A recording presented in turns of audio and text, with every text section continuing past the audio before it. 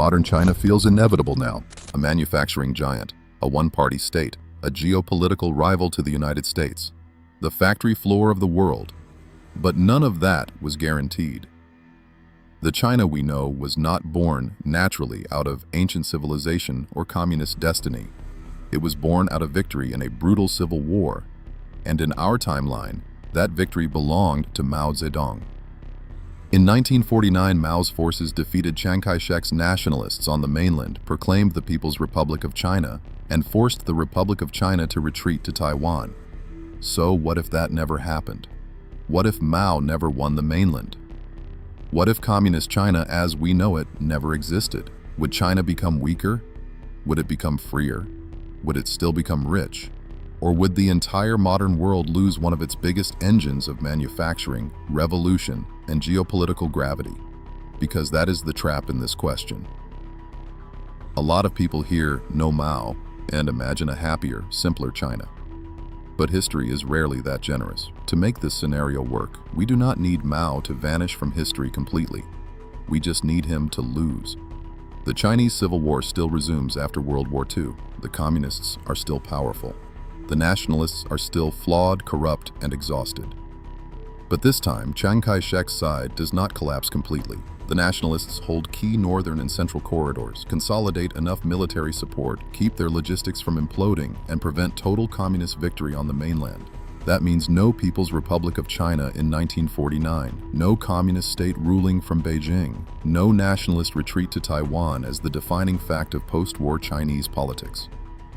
Instead, the Republic of China remains the government of mainland China. That is the entire hinge of the timeline. In our world, 1949 ended with communist victory on the mainland and nationalist retreat to Taiwan. In this one, that reversal never happens. But this does not mean China suddenly becomes a liberal democracy. That would be far too easy. Chiang Kai-shek's regime was authoritarian, anti-communist, militarized, and deeply suspicious of dissent. Taiwan's White Terror lasted from 1949 to 1992 under martial law and political repression, with dissidents and many apolitical civilians imprisoned, killed, or disappeared. That does not tell us exactly what a nationalist mainland China would look like, but it is the clearest warning sign we have. So the turning point is not China becomes free. It is China becomes non-communist under an authoritarian nationalist state. And from there, history bends hard. The first huge difference is that China almost certainly avoids two of the most destructive political campaigns of the 20th century, the Great Leap Forward and the Cultural Revolution. That alone changes the century. The Great Leap Forward was Mao's attempt to force rapid industrialization and agricultural transformation through mass mobilization, commune organization, and wildly unrealistic targets. Britannica describes the campaign as generating waste, disorganization, and famine on a vast scale. The Cultural Revolution then unleashed another decade of upheaval, factional struggle, persecution, and institutional damage that slowed growth and wrecked state capacity. Without Mao in power, China is still poor, still war-ravaged, still administratively weak in many regions, still corrupt in many places, still fractured by class, region, and the legacy of warlordism and civil war. But it probably does not endure the same self-inflicted ideological convulsions. No backyard furnaces, no commune mania in Mao's form, no nationwide campaign to throw students against teachers, children against parents, and factions against the state in the name of permanent revolution. That means tens of millions of lives may not be smashed by the same political experiments. China in this timeline is still hard, but it is likely less traumatized by its own government. Now comes the second shift. A nationalist China is not a democratic paradise. It is more likely a giant anti-communist security state. Heavy censorship, political prisons, suppression of communist remnants, state violence in the name of order, rule through military and bureaucratic power. That is the most plausible path, not freedom, but a different kind of coercion.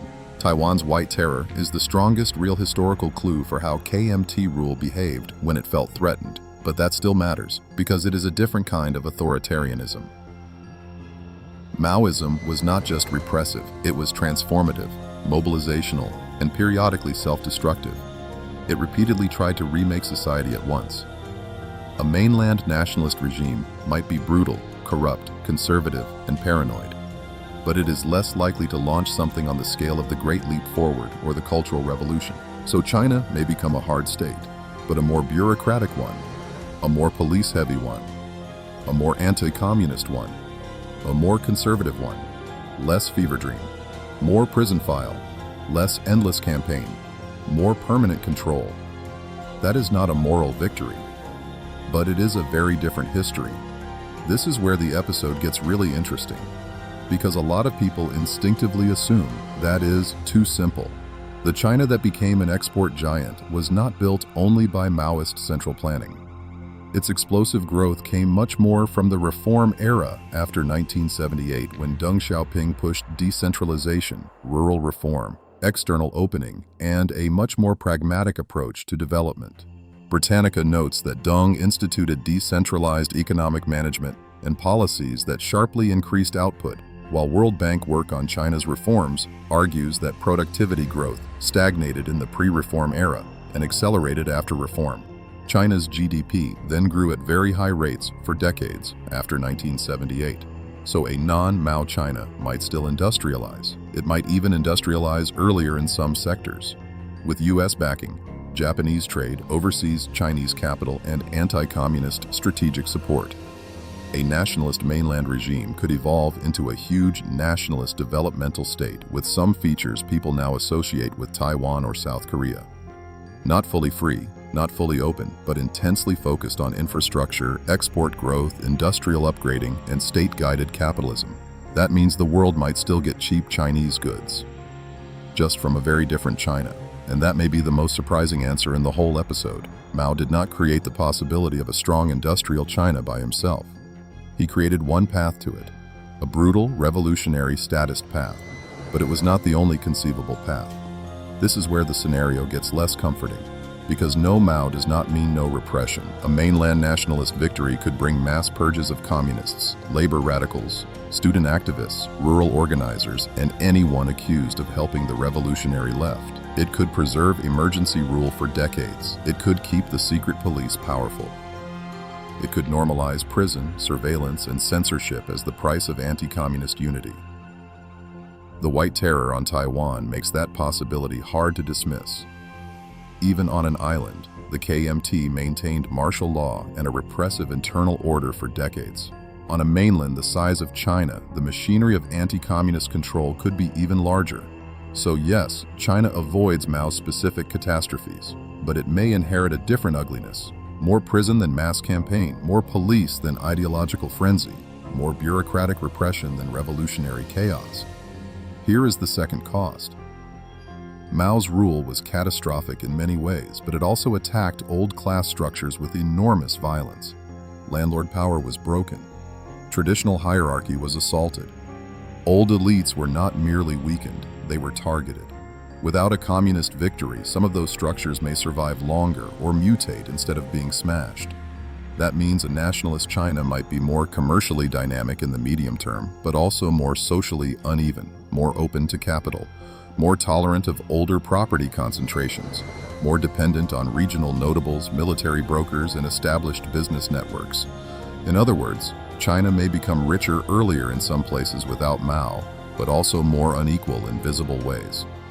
That makes the alternate world more realistic, less famine, less ideological chaos, but not automatically more just. And this is where the whole world starts shifting. Without the PRC, the Korean War is probably different. In our real timeline, after UN forces pushed north, Chinese intervention transformed the war and helped preserve North Korea.